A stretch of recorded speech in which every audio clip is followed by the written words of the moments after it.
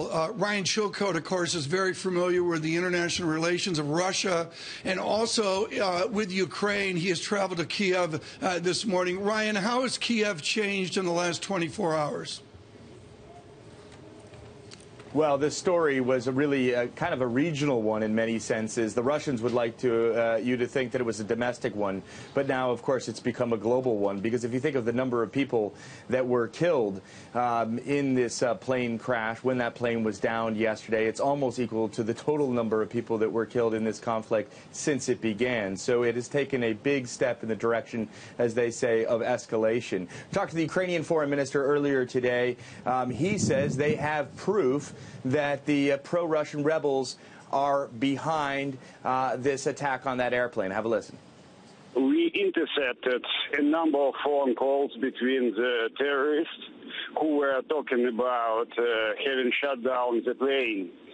Now we've been translating these phone calls in English and other languages, and we will put it in internet and news channels right away to provide a clear proof who shut down the plane.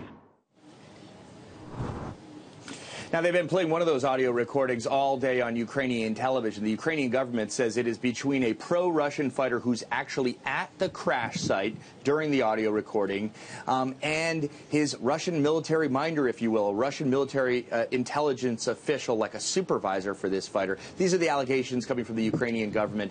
In it, the intelligence officer asked the fighter on the ground, do you see any evidence that this was a military plane, any weapons? The guy says, no, this looks like it was a civilian aircraft. He's just in the transcript. He's just come across one of the fatalities, and he says, in fact, I can see that I'm right now looking at the backpack of an Indonesian university student. This was definitely a civilian aircraft. Anyway, Ukrainian TV playing that nonstop today. Ryan, when you speak with the foreign minister, it's so interesting. He was born in Russia. He studied physics in Moscow. The interdependencies here of Ukraine and Russia were shown never more clearly yesterday than in the comments of Vladimir Putin. What was the reaction in Kiev and what you have heard to the comments by Mr. Putin that this is Ukraine's responsibility?